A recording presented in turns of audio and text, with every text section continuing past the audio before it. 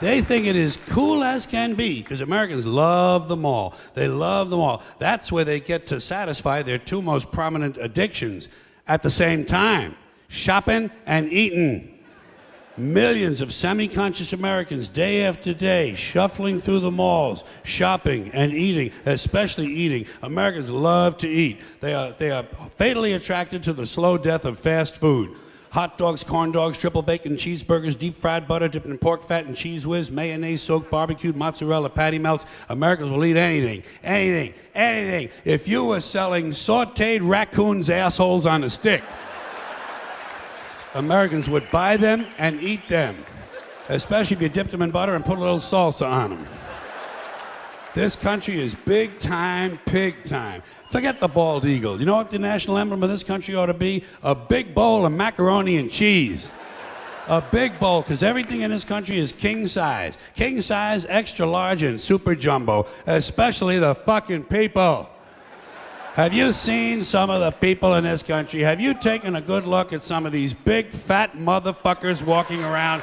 Big fat motherfuckers. Oh my God, huge piles of redundant protoplasm lumbering through the malls like a fleet of interstate buses. The people in this country are immense, massive bellies, monstrous thighs, and big fat fucking asses.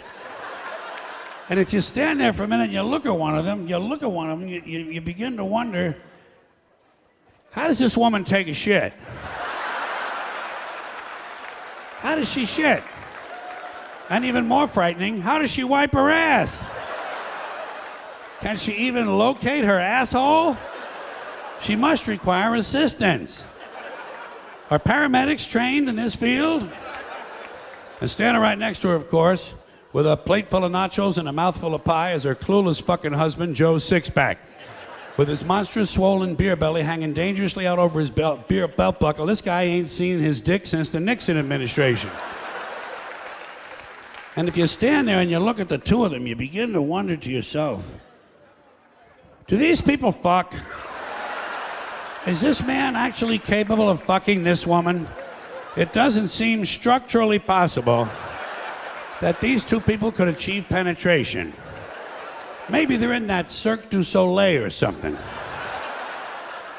Telling you, the people in this country, every one of them is 50 pounds overweight. They are gargantuan. These people are efficient, professional, compulsive consumers. It's their civic duty, consumption. It's the new national pastime. Fuck baseball, it's consumption. The only true, lasting American value that's left, buying things.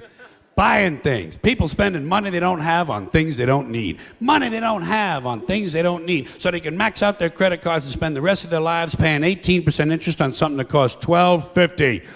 And they didn't like it when they got it home anyway. Not too bright, folks. Not too fucking bright. But if you talk to one of them about this, if you isolate one of them, you sit them down rationally, and you talk to them about the low IQs and the dumb behavior and the bad decisions, right away they start talking about education. That's the big answer to everything. Education. They say we need more money for education. We need more books, more teachers, more classrooms, more schools. We need more testing for the kids. You say to them, well, you know, we've tried all of that, and the kids still can't pass the test. They say, don't you worry about that. We're going to lower the passing grades. And that's what they do in a lot of these schools now. They lower the passing grades so more kids can pass. More kids pass, the school looks good, everybody's happy, the IQ of the country slips another 2 or 3 points, and pretty soon all you'll need to get into college is a fucking pencil. Got a pencil? Get the fuck in there, it's physics. Then everyone wonders why 17 other countries graduate more scientists than we do. Education. Politicians know that word. They use it on you. Politicians have traditionally hidden behind 3 things: the flag, the Bible, and children. No child left behind. No child left behind. Oh, really? Well, it wasn't long ago you were talking about giving kids a head start. Head start, left behind. Someone's losing fucking ground here. But there's a reason. There's a reason. There's a reason for this. There's a reason education sucks, and it's the same reason that it will never, ever, ever be fixed. It's never going to get any better. Don't look for it. Be happy with what you got.